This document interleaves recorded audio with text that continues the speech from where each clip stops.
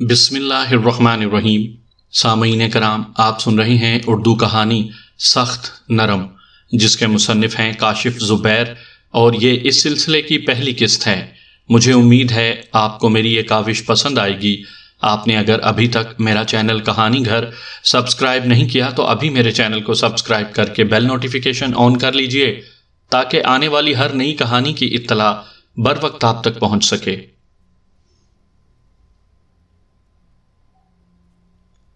ریٹا نے کمرے میں جھانکا۔ اٹھ جاؤ جیک، ہمیں جانا نہیں ہے کیا؟ جیک نے کروٹ لی اور سر پر تکیہ رکھ لیا کہ اسے تنگ نہ کیا جائے، مگر ریٹا ہار ماننے والی نہیں تھی۔ اس نے اندر آ کر تکیہ کھینچ لیا۔ جیک، میں اور بچے تیار ہونے جا رہے ہیں، اور جب ہم تیار ہوں تو تم ہمیں کار کی ڈرائیونگ سیٹ پر بیٹھے ملو، اوکے؟ آج چھٹی کا دن ہے، جیک نے آنکھیں بند کیے کہا۔ ہاں ڈیئر، اور تم بھول رہے ہو، ہم نے بچوں کو ساحل پر لے جانے کا وعدہ کیا ہے۔ اب تم اٹھتے ہو یا میں مگ میں پانی بھر کر لاؤں؟ بادل نخواستہ جیک کو اٹھنا ہی پڑا۔ ریٹا کچن میں آئی۔ یہاں 7 سالہ ایڈی اور 5 سالہ کی لائلا ناشتہ ختم کر رہے تھے۔ ریٹا نے تالی بجائی۔ چلو بچوں، تم دونوں کے کپڑے تیار ہیں، فوراً جا کر چینج کر کے آؤ، جب تک میں برتن دھوتی ہوں۔ ریٹا کچن کی صفائی اور برتن دھونے میں لگ گئی۔ جیک کے لیے کافی پوٹ میں کافی تھی، اور اس کے لیے 2 عدد ایگ سینڈوچز ریپر میں لپٹے رکھے تھے۔ جیسے ہی ریٹا نے آخری برتن دھو کر رکھا، جیک کچن میں آیا۔ اس کے انداز میں ہچکچاہٹ تھی۔ ریٹا اور اس کا 10 برسوں کا ساتھ تھا، جن میں شادی کے 9 برس بھی شامل تھے۔ وہ اس کے اندر معمولی سی تبدیلی کو بھی بھانپ جاتی تھی۔ اس نے گہری سانس لی۔ ڈیئر، کیا بات ہے؟ کھل کر کہو۔ وہ بات یہ ہے کہ جیک ہچکچایا، آج ممی آ رہی ہیں۔ ممی؟ ریٹا نے دہرایا۔ تمہارا مطلب ہے تمہاری ماں؟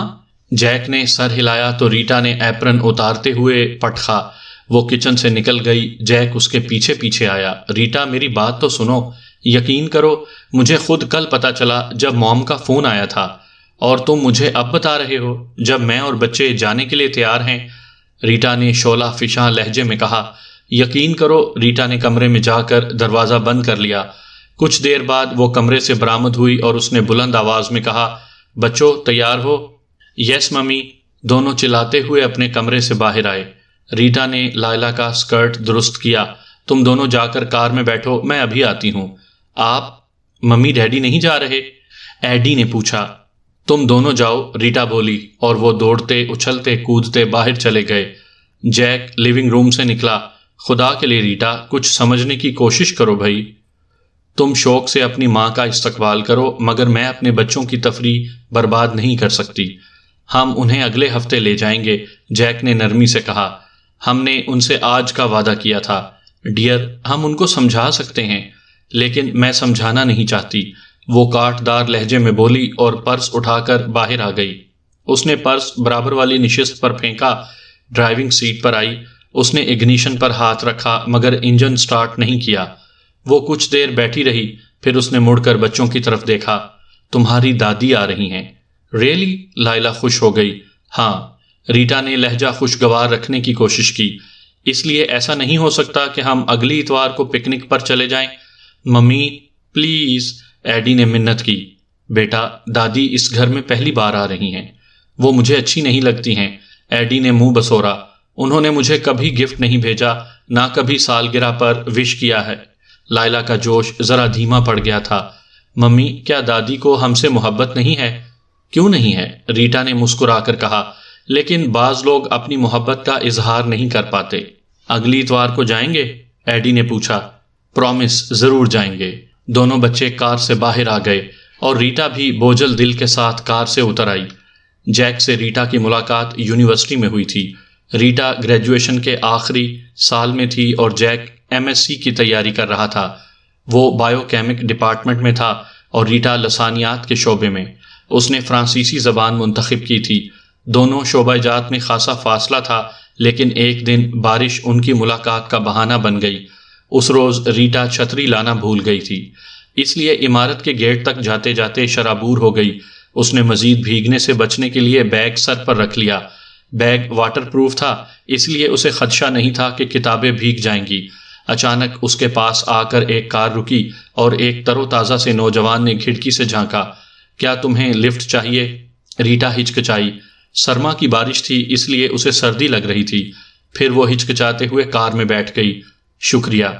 کوئی بات نہیں، میرا نام جیک ہے، جیک روڈر۔ ریٹا نکلسن، اس نے بھی تعارف کروایا۔ میں بائیو کیمک شعبے میں ہوں اور میں شعبہ لسانیات میں۔ ریٹا ذرا شرما رہی تھی، اس کی ہلکی سی قمیض بھیگ کر بدن سے چپک گئی تھی۔ اس نے اپنا بیگ سینے سے لگا لیا۔ جیک نے عقبی نشست پر پڑی جیکٹ اٹھا کر اسے دے دی۔ یہ پہن لو، تمہیں سردی لگ رہی ہے۔ ریٹا کو سچ مچ سردی لگ رہی تھی۔ اس نے شکریہ ادا کیا اور جیکٹ پہن لی۔ تم کہاں رہتی ہو؟ Girls hostel. اوکے، میں بوائز ہاسٹل میں رہتا ہوں۔ دونوں ہاسٹل آمنے سامنے تھے۔ ریٹا ہاسٹل کے سامنے اتری۔ اس نے جیکٹ دینی چاہی تو جیک نے منع کر دیا۔ ابھی بارش جاری تھی، تم بعد میں دے دینا۔ بعد میں کب؟ کل رات ڈنر کے بارے میں کیا خیال ہے؟ اگر تم فارغ ہو تو۔ میں فارغ ہوں، ریٹا بولی۔ اس کے ذہن میں لفظ انکار آیا تھا مگر دل نے اقرار کرنے میں پہل کر دی تھی۔ میں 7 بجے لینے آؤں گا۔ اگلے روز ریٹا نے 5 بجے سے تیار ہونا شروع کر دیا تھا۔ اس کے کمرے کی ساتھی لڑکی کلارا حیران تھی کیونکہ اس سے قبل کبھی ریٹا کسی کے ساتھ ڈیٹ پر نہیں گئی تھی۔ ایسا کون ہے جس کے لیے اتنی تیاری ہے؟ کلارا نے شوخی سے پوچھا۔ آ کر بتاؤں گی۔ اچھا، واپسی کب ہوگی؟ رات میں یا صبح؟ کلارا کا لہجہ معنی خیز تھا۔ ریٹا جھینپ گئی۔ صرف ڈنر کا پروگرام ہے، میں رات 11 بجے تک آ جاؤں گی۔ اچھا، صبح آنے والا موقع بھی کبھی آ ہی جائے گا۔ وہ رات 11 تو نہیں 12 بجے تک آ گئی تھی۔ جیک اسے ایک ساحلی ریستوران میں لے گیا تھا۔ ڈنر کے بعد وہ دیر تک ساحل پر ٹہلتے رہے تھے، ایک دوسرے کو اپنے بارے میں بتاتے رہے۔ ریٹا کا تعلق فلوریڈا کی ایک دیہی علاقے سے تھا۔ وہ اپنے بل بوتے پر پڑھنے کے لیے یہاں آئی تھی۔ یونیورسٹی سے فارغ ہونے کے بعد وہ 3 سے 6 بجے تک ایک ساحلی ریستوران میں بطور ویٹرس کام کرتی تھی۔ اتوار کے دن کی ٹائمنگ صبح 8 سے دوپہر 3 بجے تک ہوتی تھی۔ اسے اتنا مل جاتا تھا کہ وہ آرام سے اپنے سارے اخراجات پورے کر سکے۔ اس کی تعلیم یا عام خرچ ایک ٹرسٹ اٹھا رہا تھا جو ذہین طلباء کو وظائف دیتا تھا۔ تعلیم مکمل کرنے کے بعد ریٹا کا ارادہ شہر میں رہائش اور نوکری کا تھا۔ جیک ٹامپا کا رہنے والا تھا۔ اس کی ماں دولت مند تھی اور وہی اسے اعلیٰ تعلیم دلوا رہی تھی۔ جیک کی باتوں سے لگ رہا تھا کہ وہ اپنی ماں سے بہت محبت کرتا تھا۔ ماسٹرز کرنے کے بعد تم کیا کرو گے؟ اپنے باپ کا کاروبار دیکھوں گا۔ ان کی لیب تھی، وہ میری ماں نے ایک اور شخص کو دی ہوئی ہے۔ جیک کی ماں لاریل خاندانی دولت مند تھی۔ اس کے باپ نے جیک کے باپ سے پسند کی شادی کرنے پر عارضی طور پر ناراض ہو کر اسے عاق کر دیا تھا، لیکن بعد میں اپنی موت سے پہلے دوبارہ اسے اپنا وارث مقرر کر دیا تھا۔ اس کے مرنے کے بعد ساری دولت کی وارث لاریل قرار پائی تھی، لیکن جیک کے باپ نے بیوی کے دولت پر عیش کرنے کے بجائے خود محنت سے اپنا کاروبار جمایا، اور جب ایک کار کے حادثے میں اس کا انتقال ہوا تو وہ اپنی لیب قائم کر چکا تھا۔ باپ کے مرنے کے بعد جیک نے فیصلہ کیا تھا کہ وہ خود بائیو کیمک بن کر اپنے باپ کی لیب چلائے گا، اگرچہ اس کی ماں نے مخالفت کی تھی اور اس کی خواہش تھی کہ جیک بزنس کی ڈگری حاصل کرے اور اپنے نانا کا بزنس سنبھالے، جسے فی الحال کمپنی کے ڈائریکٹرز چلا رہے تھے، مگر جیک نے ماں کی یہ خواہش ماننے سے انکار کر دیا تھا۔ اب بھی موم زور ڈالتی ہیں کہ میں اپنے فیصلے پر نظر ثانی کروں۔ تم ان کی خواہش پوری کیوں نہیں کر دیتے؟ میں زندگی کے فیصلے خود کرنے کا قائل ہوں، جیک نے ٹھوس لہجے میں جواب دیا۔ اگلے روز ریٹا یونیورسٹی سے فارغ ہو کر ریستوران آئی تھی۔ وہ ایک گاہک کو سرو کر رہی تھی جب اس نے جیک کو دیکھا۔ وہ ایک میز پر بیٹھا اسے بغور دیکھ رہا تھا۔ ریٹا اتنی بے قراری سے اس کی طرف بڑھی کہ وہ خود بھی حیران رہ گئی۔ تم؟ اس نے گرم جوشی سے کہا۔ لنچ کرو گے؟ ہاں، ایک سینڈوچ اور کافی مل جائے۔ میں باقاعدہ لنچ نہیں کرتا۔ میں ابھی لائی، ریٹا بولی۔ میں نے بھی لنچ نہیں کیا ہے، میں 10 منٹ کا وقفہ لیتی ہوں۔ ریٹا اس کے اور اپنے لیے لنچ لے کر آئی۔ 10 منٹ بعد ریستوران کے سپروائزر نے اسے گھورنا شروع کیا تو وہ بادل نخواستہ اٹھی تھی۔ اوکے، میں تم سے پھر ملوں گا، جیک نے جانے سے پہلے وعدہ کیا تھا۔ وہ ہفتے میں 1-2 بار ملتے تھے اور ریٹا محسوس کر رہی تھی کہ ان دونوں کے درمیان ایک غیر محسوس تعلق پروان چڑھ رہا ہے۔ ملاقات کے 6 مہینے بعد ریٹا کے امتحانات شروع ہو گئے اور جیک بھی اپنے تعلیمی سیشن میں مصروف تھا، اس لیے ان کی ملاقاتیں کم ہو گئیں۔ گریجویشن کے پیپرز دے کر ریٹا نے سکون کا سانس لیا تھا اور امریکہ میں شائع ہونے والے ایک رسالے کے فرانسیسی ایڈیشن میں بطور آزاد ایڈیٹر کام کرنے لگی تھی۔ اس کے ذمے رسالے میں چھپنے والے کلاسک فرانسیسی ادب کی پروف ریڈنگ اور ایڈیٹنگ تھی۔ ان دنوں جیک کے امتحانات شروع ہو گئے تھے۔ یہ اس کا سیکنڈ لاسٹ سیمیسٹر تھا۔ ان 4 مہینوں میں وہ بامشکل 10 بار ملے ہوں گے۔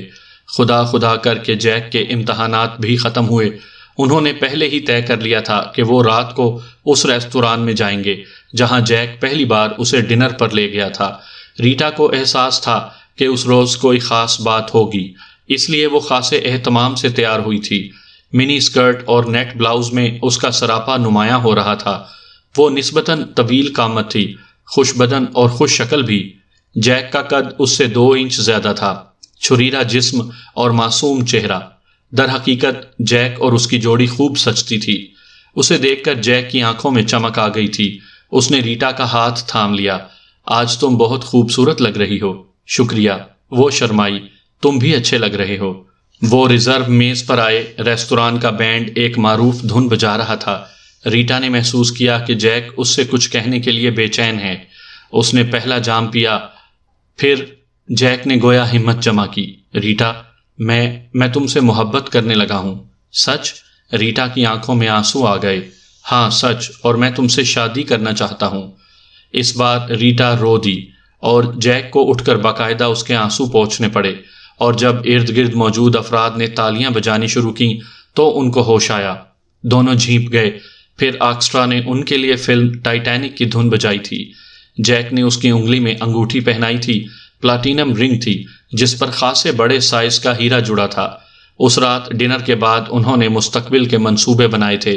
جیک کا خیال تھا کہ جیسے ہی اس کی تعلیم مکمل ہوگی وہ شادی کر لیں گے، لیکن بہتر ہوگا کہ پہلے ہم اپنی زندگی سیٹ کر لیں۔ یہ کام ہم مل کر کریں گے۔ حقیقت یہ تھی کہ ان کی منگنی کو ابھی 1 گھنٹہ بھی نہیں گزرا تھا اور ریٹا کو جیک کے بغیر رہنا محال لگ رہا تھا۔ اس کا دل چاہ رہا تھا کہ وہ ابھی جیک کے ساتھ چلی جائے، مگر اس نے جیسے تیسے خود پر قابو پایا۔ ابھی جیک کی تعلیم مکمل ہونے میں 6 مہینے باقی تھے۔ خود کو مصروف رکھنے کے لیے ریٹا نے فرانسیسی زبان کے ایک ایڈوانس کورس میں داخلہ لے لیا۔ یہ کورس 4 مہینے کا تھا۔ اس کی رسالے والی جاب بھی جاری تھی۔ رسالے کی انتظامیہ نے اسے پرکشش تنخواہ کے ساتھ کمپیوٹر سسٹم بھی دیا تھا، جس کی مدد سے وہ رسالے کے دفتر سے مستقل رابطہ رکھتی تھی۔ اسے انٹرنیٹ کے ذریعے دفتری کام ملتا تھا، جسے وہ بذریعہ انٹرنیٹ ہی واپس بھیجتی تھی۔ کورس کی وجہ سے اس کا فالتو وقت بھی مصروف گزرنے لگا تھا۔ 6 مہینے دیکھتے ہی دیکھتے گزر گئے۔ جیک کی تعلیم مکمل ہوئی اور ریٹا اس کی طرف سے شادی کے پیغام کا انتظار کرنے لگی، مگر اس کے بجائے جیک نے اسے اپنی ماں سے ملوانے کو کہا۔ ریٹا نے بھی ابھی تک لوریل کے بارے میں زیادہ نہیں سوچا تھا۔ ریٹا کا خیال تھا کہ اس کی اور جیک کی زندگی میں لوریل کا کردار نہ ہونے کے برابر ہوگا، اس لیے اسے جیک کی بات اچھی نہیں لگی۔ اب جب ان کے درمیان سب طے پا چکا تھا تو جیک اسے اپنی ماں کے سامنے پیش کرنا چاہ رہا تھا۔ بہرحال جیک کی محبت میں اس نے کوئی اعتراض نہیں کیا تھا۔ ایک روز وہ اور جیک ٹامپا کے لیے روانہ ہوئے تھے۔ ریٹا نے راستے میں جیک سے پوچھا، اگر تمہاری ماں نے مجھے مسترد کر دیا تو؟ جیک نے حیرت سے اسے دیکھا۔ میں تمہیں اپنی ماں سے ملوانے جا رہا ہوں، اس سے منظور کروانے نہیں۔ شادی کا فیصلہ ہم کر چکے ہیں۔ ریٹا نے سکون کا سانس لیا۔ اس کے اندیشے چھٹ گئے تھے۔ لوریل ایک عالی شان مینشن میں رہتی تھی جو اس کا باپ چھوڑ کر گیا تھا۔ وہ مینشن کے پورچ میں ان کی منتظر تھی۔ وہ دبلی، لمبی اور چہرے سے خشک مزاج نظر آنے والی عورت تھی۔ اس نے بیٹے کو گلے سے لگا کر پیار کیا اور تنقیدی نظروں سے ریٹا کا جائزہ لیا۔ تو تم ہو ریٹا جو میرے بیٹے سے شادی کرنا چاہتی ہو؟ ہم دونوں ایک دوسرے سے شادی کرنا چاہتے ہیں، ریٹا نے ٹھہرے ہوئے لہجے میں کہا۔ یس موم، یہ تو ہم دونوں کا فیصلہ ہے۔ اس پہلے تاثر نے ریٹا کو یقین دلا دیا کہ لوریل اس کے لیے روایتی ساز ثابت ہوگی۔ اس نے بادل نخواستہ ریٹا کو قبول کیا تھا کیونکہ اس کے بیٹے نے اسے پسند کیا تھا۔ ٹامپا میں قیام کے دوران جیک نے ماں سے پوچھا کہ وہ ان کی شادی میں شریک ہوگی یا نہیں۔ لوریل نے جواب دیا، اگر تم لوگ ٹامپا میں شادی کرو گے تو میں شریک ہو سکتی ہوں۔ ریٹا نے سنا تو صاف انکار کر دیا۔ وہ کسی صورت ٹامپا میں شادی کرنے کو تیار نہیں تھی۔ اس نے جیک سے کہا، میں میامی میں شادی کروں گی۔ یہاں کیوں نہیں؟ یہاں میرا کوئی جاننے والا نہیں ہے، میرے تمام دوست میامی میں ہیں۔ جیک بادل نخواستہ راضی ہوا تھا۔ انہوں نے میامی کے ایک چرچ میں شادی کی تھی اور لوریل اس میں شریک نہیں ہوئی تھی، البتہ اس نے ان لوگوں کے لیے تحفہ بھجوایا تھا۔ یہ ایک فلیٹ کی چابی تھی جو اس نے ان کے لیے میامی میں خریدا تھا اور شادی کے تحفے میں دیا تھا۔ انہوں نے ہنی مون کے لیے جیک کے نانا کا فارم منتخب کیا تھا جو فلوریڈا کے ساحل کے پاس تھا۔ شادی کے دوسرے دن وہ اور جیک ہنی مون منانے کے لیے روانہ ہوئے تھے۔ جیک اور ریٹا ایک دوسرے کے ساتھ بے حد خوش تھے۔ فارم بے حد خوبصورت اور پرفضا مقام پر تھا۔ اس کے اندر ایک شفاف پانی والی ندی بہتی تھی اور ساحل بھی زیادہ دور نہیں تھا۔ وہ ایک جدید طرز کا فارم ہاؤس تھا۔ ریٹا نے خوابوں میں ایسی جگہ ضرور دیکھی تھی لیکن اصل میں نہیں۔ یہی وجہ تھی کہ وہ فارم اور ارد گرد کا علاقہ دیکھ کر پاگل ہو گئی تھی۔ جیک، میں نے سوچا بھی نہیں تھا کہ میں کسی ایسے علاقے میں ہنی مون مناؤں گی۔ فارم کی ندی کے اطراف میں بے شمار رنگوں کے پھول کھلے ہوئے تھے۔ اس کے شفاف پانی میں اتنی گہرائی تھی کہ وہ بآسانی تیراکی کر سکتے تھے۔ اس جگہ کا موسم معتدل تھا۔ معمولی سی گرمی ہوتی تھی جو تیز ہوا کے دھارے میں زیادہ محسوس نہیں ہو رہی تھی۔ فارم ہاؤس سے ذرا فاصلے پر ایک جھیل تھی جس میں وہ کشتی چلاتے تھے۔ ارد گرد آبادی نہ ہونے سے ماحول پرسکون تھا، لیکن اس میں کوئی خطرناک یا بڑا جانور نہیں تھا۔ ساحل پرکشش تھے جہاں بے حد سفید ریت پر نیل گوں پانی سر پٹکتا تھا۔ وہ 2 ہفتے کے لیے آئے تھے مگر یہ سب دیکھ کر ریٹا مچل گئی تھی۔ ہم 1 مہینہ نہیں رک سکتے؟ پہلے 2 ہفتے تو گزر جائیں، جیک نے مسکرا کر کہا۔ نہیں، 1 مہینہ، ریٹا نے کہا۔ اوکے، 1 مہینہ۔ لیکن تیسرے دن جب وہ ندی کے سرد پانی میں تیراکی کر رہے تھے تو ریٹا نے ایک نیلی رولز رائس فارم میں داخل ہوتے دیکھی اور اس کا دل ایک لمحے کو دھڑکنا بھول گیا۔ یہ اس کی ساس کی کار تھی اور وہ خود اسے ڈرائیو کر رہی تھی۔ ریٹا کا سفید چہرہ دیکھ کر جیک نے پیچھے دیکھا اور بڑبڑا کر بولا، موم، یہ کہاں آ گئی؟ جیک، کیا تم نے ان کو بلایا ہے؟ ریٹا نے سرد لہجے میں پوچھا۔ نہیں، تم مجھ سے قسم لے لو۔ ریٹا پانی سے نکلی تو تولیا شانے پر ڈالا اور اندر چلی گئی۔ لباس تبدیل کر کے وہ نشست گاہ میں آئی تو لوریل جیک سے کہہ رہی تھی، میں نے سوچا تم مجھے یاد نہ کر رہے ہو اس لیے چلی آئی۔ جی موم، بالکل، جیک نے ہچکچاتے ہوئے کہا۔ ویسے موم، کیا آپ 1 دن کے لیے آئی ہیں؟ آنے سے پہلے کوئی اطلاع بھی نہیں دی؟ نہیں، 15 دن تو رکوں گی، لوریل نے اطمینان سے جواب دیا اور پھر ریٹا کو دیکھا۔ ریٹا، کیسی ہو تم؟ شادی کے بعد تم نکھر گئی ہو۔ شکریہ، اس نے سرد لہجے میں جواب دیا۔ آپ بھی خاصی سمارٹ نظر آ رہی ہیں۔ وہ تو میں ہوں، لوریل مسکرائی۔ یہ بتاؤ، دوپہر کے کھانے میں کیا ہے؟ مجھے نہیں پتا، جیک سے پوچھیں، ریٹا نے شانے اچکائے۔ موم، ہم لنچ کے لیے باہر جائیں گے، آپ کے لیے کچھ لیتا ہوں؟ نہیں، اس کی ضرورت نہیں ہے۔ لوریل کی بات سن کر ابھی انہوں نے اطمینان کا سانس بھی نہیں لیا تھا کہ دوسرے جملے نے سارا اطمینان غارت کر دیا۔ میں تمہارے ساتھ چلوں گی۔ موم، وہاں 2 آدمیوں کے لیے ریزرویشن ہے۔ کوئی بات نہیں، ابھی وقت ہے، تم فون کر کے 3 آدمیوں کی ریزرویشن کروا دو۔ کوئی مسئلہ نہیں ہے، ریٹا نے جیک کو آنکھ سے اشارہ کیا۔ وہ بدمزگی نہیں چاہتی تھی۔ ہم 3 آدمیوں کے لیے کہہ دیتے ہیں، ریستوران والے کوئی اعتراض نہیں کریں گے۔ بادل نخواستہ وہ لوریل کے ہمراہ لنچ کے لیے روانہ ہوئے۔ ریٹا کا خوشگوار موڈ غارت ہو چکا تھا اور وہ راستے بھر چپ رہی۔ پھر ریستوران میں لوریل نے اس کے منتخب کردہ کھانوں میں مین میخ نکالی۔ موم، سب کو اپنی پسند کا کھانے کا حق ہے، جیک نے ملائمت سے کہا۔ ہاں، لیکن کھانا تو ڈھنگ کا ہو، یہ سب عام لوگ کھاتے ہیں۔ غالباً مجھے اسپیگٹیز کے بجائے وہیل مچھلی کے کباب منگوانے تھے، خاص لوگوں کا کھانا، ریٹا نے طنز کیا۔ اس پر لوریل نے اسے سرد نظروں سے دیکھا۔ جیک سے شادی کر کے تم ہمارے طبقے میں شامل ہو چکی ہو، اس کا خیال رکھو۔ اب تمہیں اپنے لائف سٹائل میں تبدیلی لانی ہوگی۔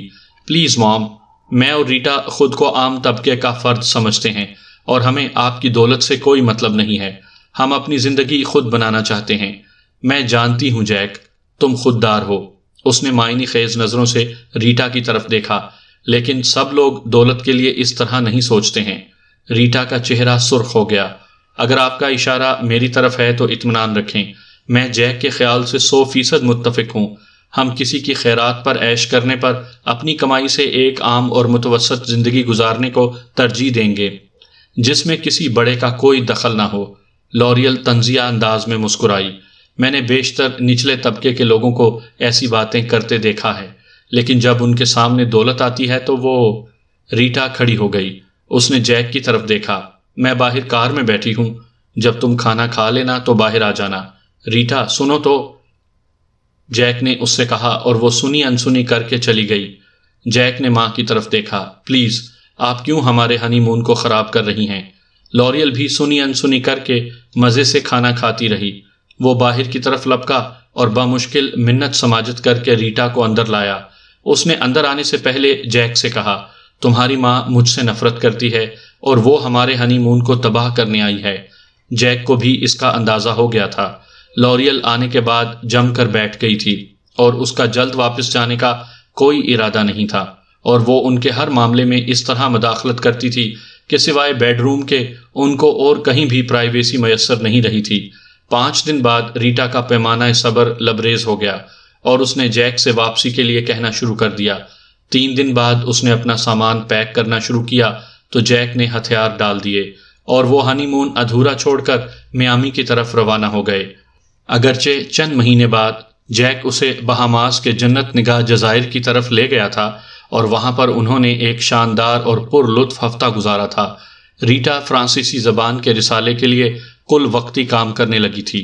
اگرچہ اس کا دفتر ابھی بھی گھر میں تھا، اسے کہیں جانا نہیں پڑتا تھا۔ اس کا فائدہ یہ تھا کہ جب جیک شام کو دفتر سے آتا تو وہ اسے تر و تازہ اور تیار ملتی تھی۔